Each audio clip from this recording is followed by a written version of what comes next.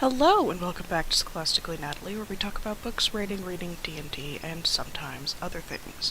Sorry for my 2 million-year-long disappearance. I got sucked into Baldur's Gate, and then I forgot how to be a functioning person. So, nothing unusual. Either way, I am finally continuing on with Into the Land of the Unicorns because I am finishing this book with you guys, despite the fact that it's incredibly short. I'm still not there yet. So, let's continue on with Into the Land of the Unicorns by Bruce Coville. We are on Chapter 14, The Story Room. It was clearly a room made for writing. Books, scrolls, stacks of paper, notebooks, pens, and pots of ink seemed to cover every available surface, of which there were many, since the room held 5 low, long tables. The dark wooden walls were lined with maps, pictures, and intricately woven tapestries. Unlike the portraits in the first hall, these pictures seemed to illustrate specific events. The walls, of which there were also many, for the room was full of nooks and crannies, were made of stone and wood. Natural outthrusts of stone had been carved into seats, some were even padded with cushions. 3 of the larger indentations in the cavern walls had been transformed into lantern-lit reading nooks featuring shelves carved right into the stone. The shelves held pens, papers, and some little wooden figures. In one wall, a merry fire blazed in a huge fireplace. Unlike the cavern's witch fire, this one cast a lovely warmth. A broad, shallow pit carved in front of the hearth provided a spot to sit and gaze into the flames. It took Kara a moment to realize that the chairs were of many sizes. She suddenly suspected that the rugs scattered about the floor were, in fact, resting places for guests. To the left of the fireplace, a little stream sprang from an opening about 5 feet above the floor, creating a tiny waterfall. At its base was a pool about 3 feet in diameter. No stream ran out of the pool, so Kara assumed the water must somehow drain from the bottom. Next to the little fall stood a rack that held a collection of cups and noggins of many sizes and shapes. "I want to live here," thought Kara. "Find a place and settle in," said Grimold as he scurried behind one of the tables. Mounting a stool, he spread a piece of curling paper before him, then set a polished rock at each corner to hold it down. Muttering to himself, he began trying to select a pen. Lightfoot folded his legs and curled up on a deep purple rug. The Dimple Thumb and Thomas each picked up a wooden chair and moved it closer to the fire. After running about for a moment, the Squidgum finally leaped into Thomas's lap. Wrapping his tail around himself, he settled down with a sigh. 3 minutes later, however, he was climbing on shelves and examining things. Kara hesitated, then positioned herself beside Lightfoot. Though she had wanted to sit with him all along, she had been afraid he would think she was clinging to him. Then she realized that if she didn't sit with him, she would not be able to understand anything the Dimplethumb or the Squidgum said. "All right, what's your story?" asked Grimold, looking directly at Kara. "I beg your pardon?" Your story, he said impatiently. "That's my job, to collect all the stories that involve the unicorns." "Not only to collect them," said Lightfoot sharply, "to record them and make them accessible. You'll have the story in good time. Right now, we need the story behind what is happening to this child. Kara, show him the amulet." Rising, Kara pulled the amulet from beneath her t-shirt. Lifting the chain over her head, she carried it to Grimold. He gasped. "One of the Queen's 5, he muttered as he examined it. After a moment, he looked up at her. "Did Ivy give this to you?" Kara nodded. "Why?" She took a breath and told him what had happened the evening she and her grandmother had been pursued into St. Christopher's.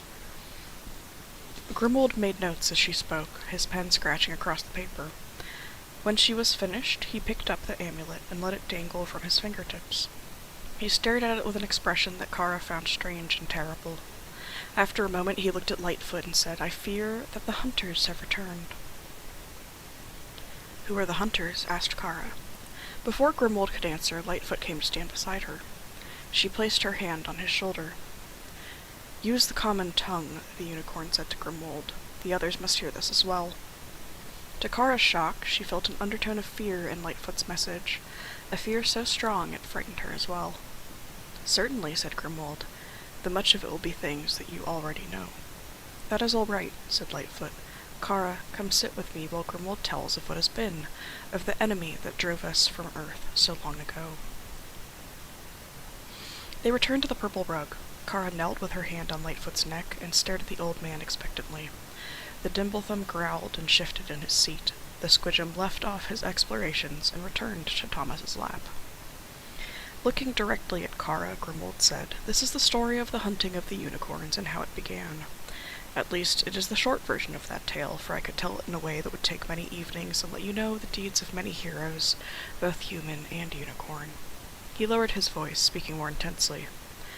"Their sacrifices led to the creation of the first door between Earth and Luster, the path the unicorns followed to safety and freedom. This is the story behind that story, the story from which springs all other stories gathered here in the Unicorn Chronicles, all other songs sung on this world. It is a tale woven from greed and loss, lies and truth, bravery and sacrifice, ending and beginning." As Grimwald continued, Kara felt herself moving into the trance of the story.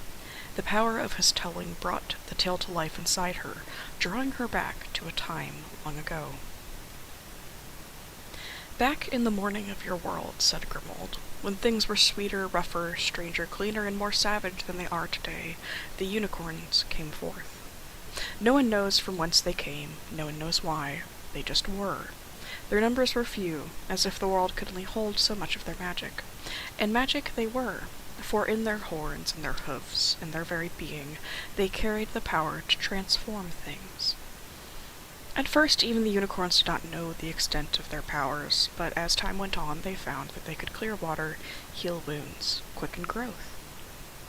In that early time, the unicorns lived in harmony with the world, bringing its sweetness and guarding some of the small animals for whom they took a fondness. They gathered much wisdom, which they stored in their heads, as they had no means of writing it down. Of course, in the newness of the world, there was less to know, and among them the unicorns could hold all that they had learned. Because they can communicate so easily, the knowledge was accessible to all. Eventually another creature came to power. That was man. And though your species has many virtues, child, there is a strain of savagery running through it that has driven much of the best and most beautiful that your world once offered into extinction, or, as in the case of the unicorns, exile." The Dimblethum growled softly, as if remembering some old anger. Grimwald nodded toward him, acknowledging his right to complain, then continued his story. "Man hunted. He hunted for food, for skins to warm himself and his family, even for sport. But he did not hunt the unicorns. Now, death comes for all things, even unicorns, though they are remarkably long-lived. When the first of their kind died, a great mourning overtook the unicorns. The 12 oldest came to her body, and with their horns changed her flesh to soil, her bones to water, her mane and tail to flowers, but they could not change her horn, for it was too powerful. The horn stayed as it was. From its perfect beauty flowed inestimable tragedy." Kara felt Lightfoot shudder. "A man found the horn and brought it back to his people," continued Grimwald. "But to make himself seem braver and more honorable, he did a dishonorable thing. He told a great lie about the ferocity of the unicorn from which he had taken the horn, claiming that she had attacked him in the wood, and that he had battled it to the death. In that falsehood lay the seeds of the tragedy that followed." And that is the end of that chapter. It's pretty short. I'll